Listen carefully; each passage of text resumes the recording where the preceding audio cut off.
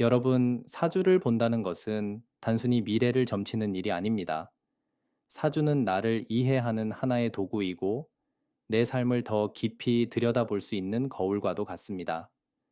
그렇다면 우리는 사주를 보러 갔을 때 어떤 질문을 해야 할까요? 오늘 이 영상에서는 단순히 올해 재물운이 좋나요? 연애운이 있나요? 라는 질문을 넘어서 진짜 나를 알고 내 인생을 더 잘 살아가기 위해 반드시 물어봐야 하는 질문들을 이야기해 보려 합니다. 이 질문들은 여러분이 앞으로 살아가면서 큰 길잡이가 되어 줄 것입니다. 그럼 천천히 하나씩 함께 이야기해 볼까요?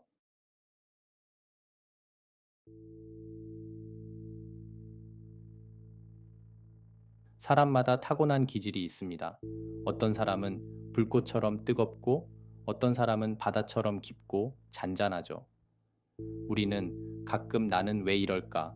라는 고민을 합니다.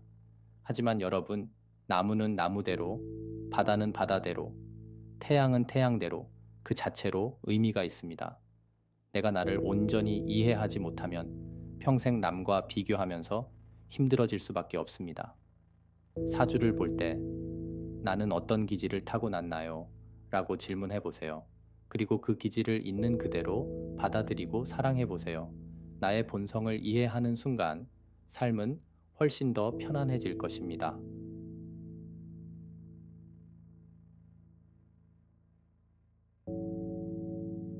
세상에 완벽한 사람은 없습니다. 누구나 강점과 약점이 공존하죠. 우리는 강점을 알고 발전시키는 것도 중요하지만 약점을 인정하고 보완하는 지혜도 필요합니다. 사주를 볼 때 내가 가진 가장 큰 강점과 가장 큰 약점은 무엇인가요? 라고 질문해 보세요. 강점은 여러분이 빛을 발할 수 있는 영역입니다. 그리고 약점은 나를 성장시키기 위한 삶의 숙제이기도 합니다. 강점은 더 빛나게, 약점은 부드럽게 다듬어 가면서 나아가는 것이 중요합니다.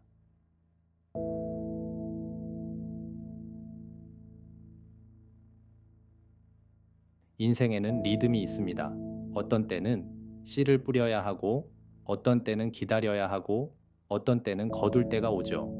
하지만 많은 사람들은 조급함에 휩싸여서 지금 당장 결실을 맺으려 합니다. 사주를 볼 때 지금 이 시기에 내가 가장 집중해야 할 것은 무엇인가요? 라고 물어보세요. 지금이 씨를 뿌릴 때인지, 기다릴 때인지, 아니면 결실을 맺을 때인지 아는 것만으로도 여러분의 삶은 훨씬 더 수월해질 것입니다.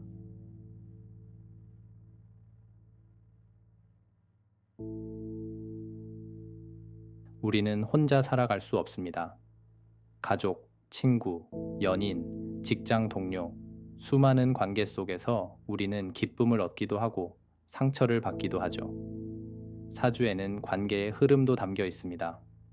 나는 어떤 관계 속에서 빛이 나나요? 어떤 태도를 가질 때 관계가 더 좋아지나요? 이 질문을 던져보세요. 관계에서 가장 중요한 것은 상대를 바꾸는 것이 아니라 나 자신이 어떻게 대하느냐입니다.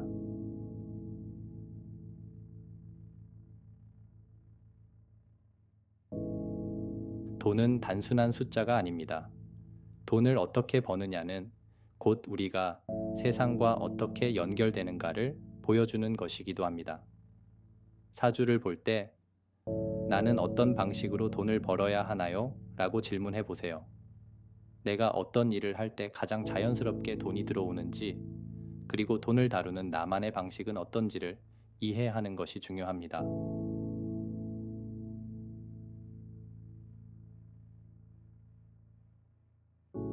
사람마다 부족한 기운이 있습니다.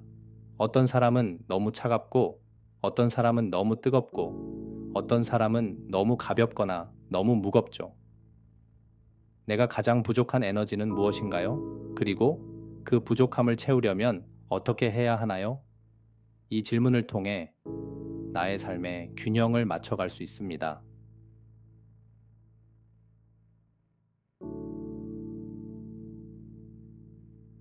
마지막으로 사주를 볼 때 가장 중요한 질문입니다.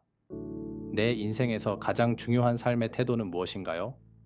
결국 우리는 사주를 통해 운을 바꾸는 것이 아니라 삶을 대하는 태도를 바꾸는 것입니다. 그리고 그 태도가 나를 성장시키고 내 인생을 더 좋은 방향으로 이끌어 줄 것입니다. 오늘의 영상이 여러분의 삶에 작은 빛이 되었길 바랍니다. 여러분이 사주를 볼 때 단순한 운세를 넘어서 진짜 나를 알고 내 삶을 더 깊이 이해하는 질문을 던질 수 있기를 바랍니다. 그리고 무엇보다 여러분의 삶이 늘 따뜻하고 빛나길 바랍니다. 지금까지 함께 해주셔서 감사합니다.